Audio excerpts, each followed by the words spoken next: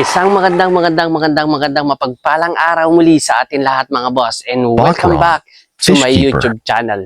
So what's up sa atin lahat mga boss, at magbibigay na naman tayo muli ng update dito sa ating mini backyard ornamental fish farm.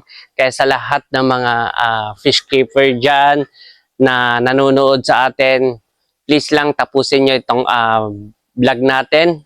At nang sa ganun is magkaroon kayo ng panibagong update dito sa ating mga alagang isda dito sa area ng Labuan, San Quintin, Pangasinan mga boss.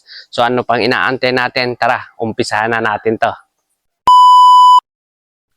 So ayan na nga mga boss, at ito na yung update natin sa ngayon. Yung mga PKBM natin dito, PKBM marble natin, sa totoo lang malalaki na yung mga nito, mga fry nito kung makikita nyo dyan. Ayan, ganyan na po yung mga fry natin. Ayan, ganyan na po kalalaki yung fry natin. Going na to mga to, good size na to mga to. Ayan. At pinaplano ko na rin na ilipat to mga to. Bali ang nito 11 pieces.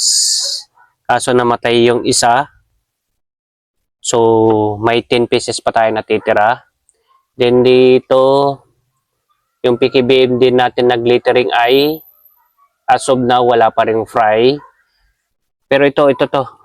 Yung ninja limonade natin, may nakikita akong mga fry. Hindi sila masyadong pansinin, pero meron na. Ayan. So, napakaswerte natin at may fry na tayong nakita. Ayan, yun. Gumalaw.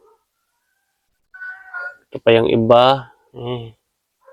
So, another good news na naman tayo dito sa ating ninja limonade natin, at meron tayong fry na. Ayan.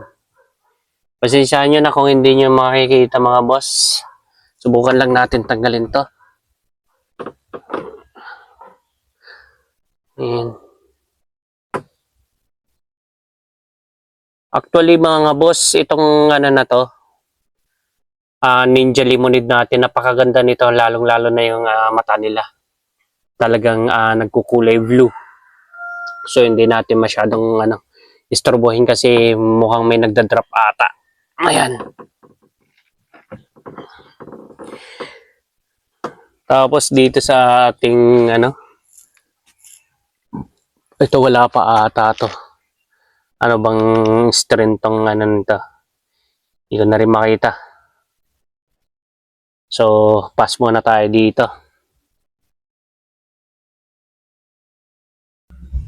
Naalala ko na nga pala. Ito pala is yung natin.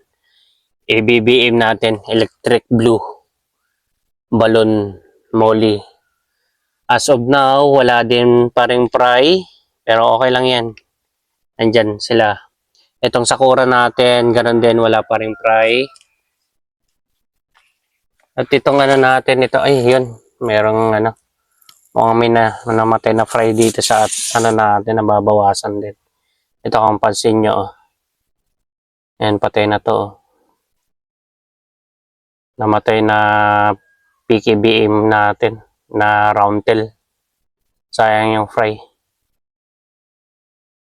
Kailangan na rin natang mailipat. Ang problema kasi dito sa akin is wala tayong mapaglagyan na maayos na naman. Kailangan nating bumili na ng container. Ayan. Tapos itong mga natin, gapi natin, ayan, naglalakihan na rin. Breeder size na rin to mga to. At pwede na rin tayo mag-out nito. Ito hindi natin makikita yung mga fry niya. Pero kailangan kong maagapan to kasi yun nga, may nakita tayong namatay. Baka mamaya masayang yung mga ibang mga fry na nakatago dito. Itong chops natin. Konti na lang tong chops natin, ilang piraso na lang din to. So ang plano ko dito, siguro alisin ko na dito. At i-transfer na lang to mga chops sa mas maliit na lagayan. Tapos balak ko mag-replant na lang dito.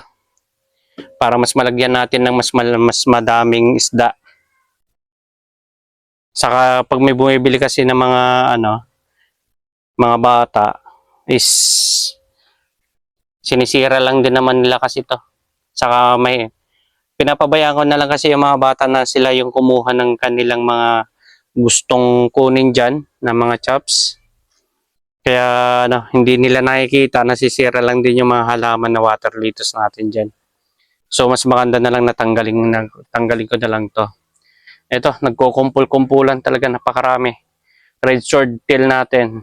Ayan. Okay lang yan, magparami at magparami sila. Kaya goods na goods yan. Ayun.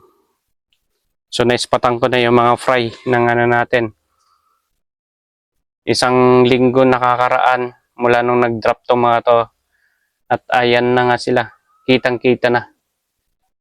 Yan. So sobrang dami ng mga yan. Palakihin lang natin ang palakihin yan at magiging goods na rin yan. Kung mapapansin nyo yung tinanim ko dyan na halaman nung nag-replant ako. Ayan na yung itsura ng halaman natin. Ayan. Tapos yung isa dito na halaman natin, ganyan na rin yung itsura niya. Yung Sagittarius natin yan, malago na. At napaka-healthy ng Sagittarius natin. Ito, yan, kung makikita nyo, napakaganda rin to. Lalong-lalo na sa aquarium na clear water, na maganda po yan. So, good news pa rin sa atin itong mga to, yung BBM natin. BBM natin. Yan, maganda yan. Tapos ito nga pala napansin ko, itong mga ganito. Kailangan ko na rin atang magpalit ng halaman. Kasi maganda naman itong mga halaman na to, yung mga ganitong halaman. Kuha lang tayo ng isa, mamaya explain natin. Pero ngayon, ito kasi yung problema eh. Pag meron kang ganito, katulad nito, yung ganito, ito. Yung ganito, pag sobrang dami na rin kasi, ang problema dyan, pakain tayo ng pakain dito ng mga alaga nating isda, pero hindi natin napapansin dito sa may parte ng likod niyan kasi hindi naman na natin hinahawi. Meron at meron pa rin namamatay dyan at hindi natin napapansin yung mga yan. Kasi yun nga, lalo na kung nagpapakain lang tayo at hindi natin chine-check yung mga yan, yung mga namamatay is nandyan lang yan. So, pwedeng madamay yung mga isda natin kasi mabubulok na lang dyan sa loob yan. Tapos, magiging poison na yung natin, yung mga tubig natin. At the same time, yung mga alaga natin ang maaapektuhan.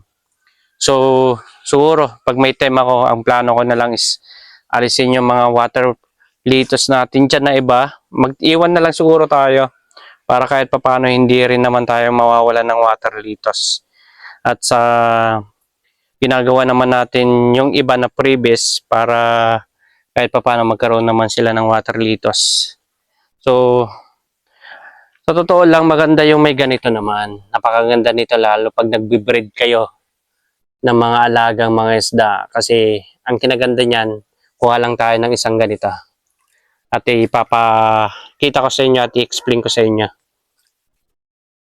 So ito na nga mga boss, nakakuha na tayo ng isang water lettuce at nilubog natin dito sa viewing tank natin.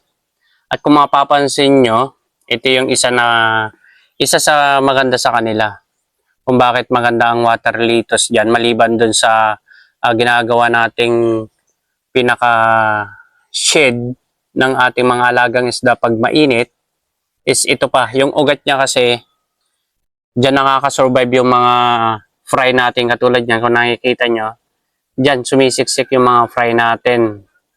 So kahit na hindi nyo na sila tanggalin sa mga tank nila, kasama yung mga nanay nila, yung mga breeder size natin dyan, wala nang problema. Hindi na kayo mangangamba na makakain nila yung nila, yung mga fry nila kasi ito nga, kayang-kaya nilang magtago dyan sa na yan, ugat. Kaya isa pa rin to sa rason kung bakit ayokong mawala din to. Pero yun nga, magre-replant pa rin tayo kasi kung nakikita nyo mga boss, ito ipapakisilip ko sa inyo. Nag-replant ako dito, nagtanggal ako dito. So ito, yung bagong setup natin sa ngayon. Bali, ang nakalagay dati dito is yung Mickey Mouse platy natin. So yung ginawa ko dito, yung Mickey Mouse platy natin na mga breeder, is pinagsama-sama ko na sila dito sa ating mga fry. Yan, sama-sama na yung mga fry, mga breeder. Ganon din naman, hindi na nila kinakain kasi nasanay na sila na kasama na nila yung mga fry nila dyan, mga bibis nila. Siguro kung may makakain man sila dyan, siguro hindi naman nila kayang ubusin yan. At hindi lang yan, hindi ko naman kasi sila hinahayaan na magutom sila para hindi nila kainin yung mga fry nila. Ito kasi, ang kinaganda kasi nito, sa tuwing magpapakain ka, makikita mo na agad kasi kung mayroong namatay. At time to time, pag once na pinasyal mo sila or sinilip mo yung mga isda mo, makikita mo na pag may patay, tanggalin mo na kaagad. At hindi lang yon, siyempre, mas mabilis mo silang mapansin kung gaano sila kaganda at kasigla. Ayan. So, sa ngayon, ito na lang muna yung update natin sa mga alaga natin. At hindi natin patagalin. Ay, papahabol ko muna. Kaya hindi natin magawa-gawa na mag-replant kasi ito nga, gumagawa pala kami dito ng kulungan ng mga Texas. Ayan. Kaya laging busy na rin. But dumadami na rin kasi yung mga alaga natin dito sa ating farm. Kaya maraming salamat sa inyo. At ito nga, makalat dito sa ating farm. Pero okay lang yan. Pagpahinga pa rin naman tayo sa oras na gusto natin makapagpahinga.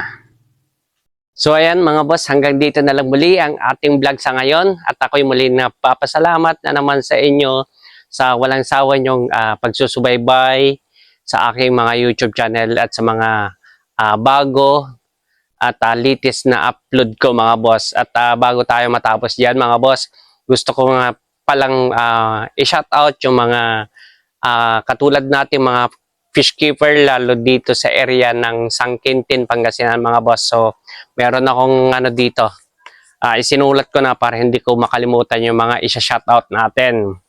So, shout out nga po pala si Albert Ocampo Pajaret, Edsel Puentes Obelio, Evelyn Pagaduan, Hebsian, John Ray Obelio Ramirez, Joshua Bertodes Estrada, Nathaniel Romero, Marvin Edsel, Mark Jenber Balyo, Paulry Bentelio, Rick Anderson, Third De La Cruz, TG Bapili, Bon Justin Lamigo, at syempre si Wins Gabriel, mga boss.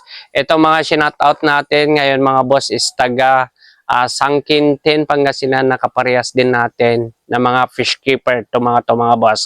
At hindi lang yon, meron din tayong mga kaibigan na isa-shoutout from Montalban, Rizal. So, shout out din kay Sander Jan from Montalban, Rizal at kay Bandam Ador. Shout out po sa inyo. From Montalban, Rizal din po yan. At shout out na rin po kay Glenn Mart Bautista from San Manuel, Pangasinan.